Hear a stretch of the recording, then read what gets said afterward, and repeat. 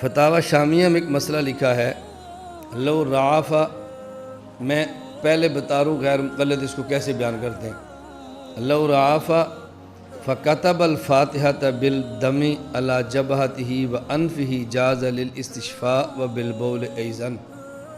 اگر کسی شخص کو نکسیر پھوٹ پڑی ہو، خون سے مسلسل نکلتا ہو، تو نکسیر کا علاج کرنے کے لیے اپنے ناک اور اپنی پیشانی پر خون یا پیشاب کے ساتھ فاتحہ لکھ لے تو جائز ہے۔ غیر مقلد کہتے ہیں کہ حنفیہ کی فقہ کی معتبر اور مستند ترین کتاب یہ فتاوی شامیہ ہے۔ اس وقت تک کوئی شخص ہمارے یہاں مفتی تصور ہی نہیں ہوتا جب تک وہ شامیہ کا مطالعہ نہ کرے، اور فتویٰ دینے میں سب سے بنیادی کتاب یہ ہے۔ تو دیکھو فقہ حنفی کی اتنی بنیادی اور معتبر کتاب میں لکھا ہے کہ سورۃ الفاتحہ کو پیشاب اور خون کے ساتھ لکھنا جائز ہے، الیاذ باللہ۔ تو یہ لوگ کس طرح قرآن کریم کی توہین کرتے ہیں حنفی۔ اب جو بندہ اس مسئلے کو پڑھے گا بندہ پریشان تو ہوگا۔ ایک بات سمجھ لیں، یہ جو ہمارے یہاں فتاوی شامیہ چھپا ہوا ہے، اس کے اندر 3 کتابیں ہیں۔ سب سے پہلے ایک متن ہے اور مختصر سی کتاب ہے جس کا نام ہے تنویر الابصار۔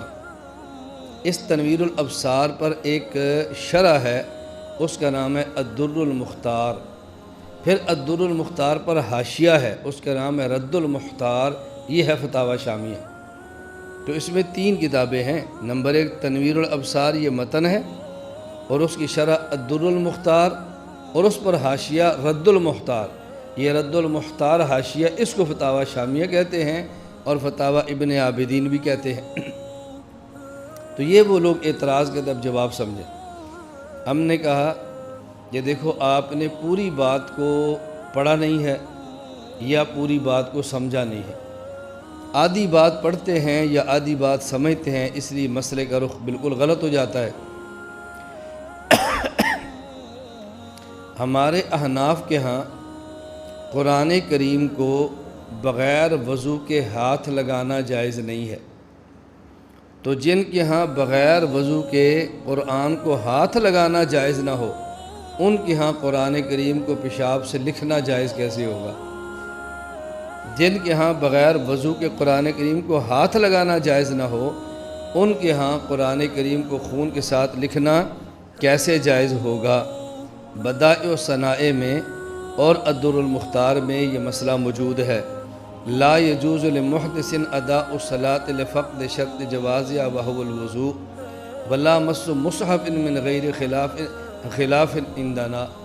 یعنی اگر قرآن کریم کے اوپر خلاف نہ ہو، ایسا کپڑا جو الگ ہو سکتا ہو، تو قرآن کریم کو بغیر وضو کے ہاتھ لگانا جائز نہیں ہے۔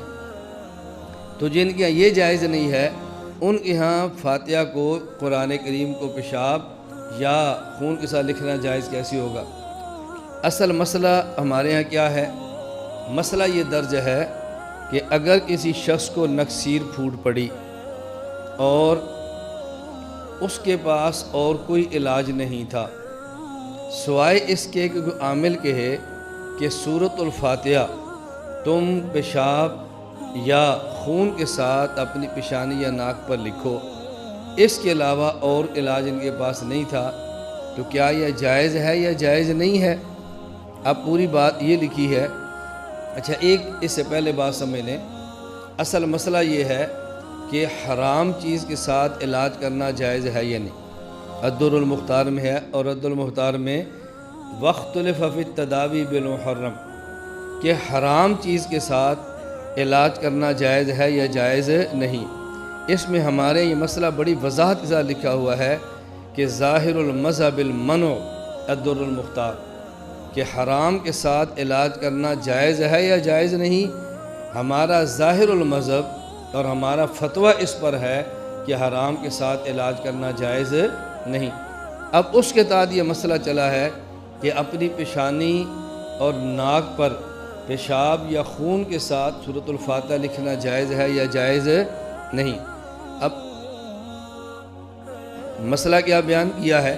پہلے پوری عبارت سن لیں تو بات سمجھنی بہت آسان ہو۔ عبارت یہ ہے، لو عنفا، اگر کسی کو نکسیر آ گئی، فَكَتَبَ الْفَاتِحَةَ بِالدَّمِ عَلَى جَبْهَتِهِ وَأَنْفِهِ جَازَ لِلْاِسْتِشْفَاءِ وَبِالْبَوْلِ أَيْضًا، اور اس شخص نے اپنی پیشانی یا اپنے ناک پر سورۃ الفاتحہ خون یا پیشاب کے ساتھ لکھی تو یہ جائز ہے شفا حاصل کرنے کے لیے، لیکن شرط کیا ہے؟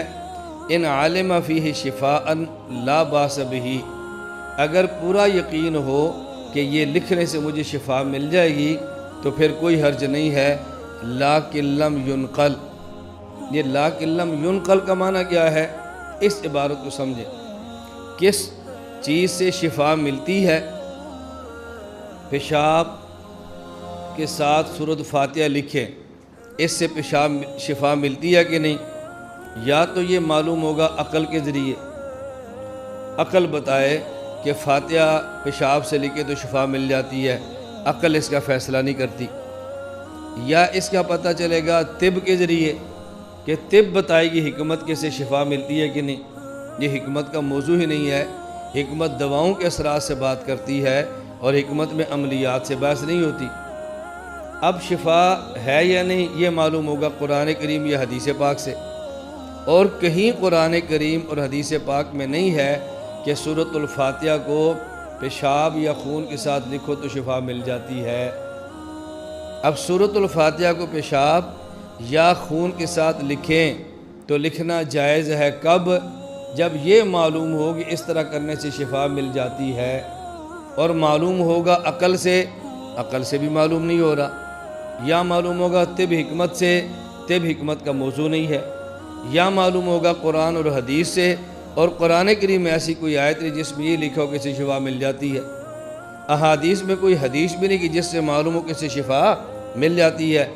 تو اس کا مطلب یہ ہے کہ جائز تب تھا کہ جب معلوم ہو شفا مل جاتی ہے، اور اس سے شفا کا ملنا معلوم نہیں، جب معلوم نہیں تو اس کو لکھنا بھی جائز نہیں ہے۔ لفظ استعمال کیا ہے ان عالم فیہ شفاء لا باس بہ لیکن لم ینقل، اگر اس سے شفا کا علم ہو جائے تو جائز، لا باس بھی کوئی حرج نہیں ہے، لیکن لم ینقل یہ نہیں فرمایا لیکن لم یعلم، لیکن ان سے شفا کا ملنا معلوم نہیں ہے، فرمایا اس سے شفا کا ملنا منقول نہیں ہے۔ کیوں؟ معلوم ہونا تھا عقل سے، وہ ہو نہیں سکتا، طب سے ہو نہیں سکتا، تو باقی رہ گی نا شریعت، تو جو بات شریعت میں ہو نا اسے کہتے ہیں کہ یہ بات منقول ہے، یہ منقولات میں سے ہے، قرآن کریم میں ہے، یہ حدیث پاک میں ہے۔ تو لیکن لم ینقل کا معنی یہ ہے کہ اس کے معلوم ہونے کا ایک ہی ذریعہ تھا کہ یا قرآن میں ہوتا یا حدیث میں، اور قرآن و حدیث میں کہیں بھی منقول نہیں ہے کہ فاتحہ پیشاب سے لکھے تو شفا مل جاتی ہے۔ تو لیکن لم ینقل جب منقول نہیں ہے اس کا معنی کہ معلوم بھی نہیں ہے۔ جائز تو تب تھا جب شفا کا علم ہوتا، تو جب شفا کا علم نہیں ہے تو فاتحہ کو خون کے ساتھ لکھنا جائز بھی نہیں۔ تو شامیہ میں دلیل دی جا رہی ہے اس کے جائز نہ ہونے پر، اور یہ بدبخت کہہ رہے ہیں کہ شامیہ میں لکھا ہے کہ جائز ہے، شامیہ میں لکھا ہے کہ جائز ہے۔ یہ ایسے ہی ہے کہ جیسے کوئی آدمی کہہ دے کہ قرآن کریم میں ہے کہ خنزیر کھانا جائز ہے، اگر آدمی کو خنزیر کے علاوہ کوئی اور چیز نہ ملے اور اتنا سا کھا لے جس سے جان بچ جائے اور مر رہا ہو۔ اب کوئی بندہ کہے جی قرآن میں لکھا ہے خنزیر کھانا جائز ہے، بھئی خنزیر کھانا جائز ہے، اس کے لیے دو شرطیں لکھی تھی، غیر باغ ولا عاد، نمبر ایک اس کے علاوہ بچنے کی صورت کوئی نہ ہو، نمبر دو اتنا کھائے جتنی ضرورت ہو۔ یہ دو شرطیں تھیں، اس نے دو شرطوں کو چھوڑ دیا اور یہ کہہ دیا کہ خنزیر کھانا جائز ہے، قرآن میں لکھا ہوا ہے۔ بھائی جو شرطیں لکھی ہیں وہ بھی تو بتاؤ نا۔ تو شامیہ میں یہ لکھا ہے کہ جائز ہے، لیکن شرط یہ ہے کہ اس میں شفا کا علم ہو، تو شفا کا علم نہیں ہے لہذا اس کو استعمال کرنا جائز بھی نہیں۔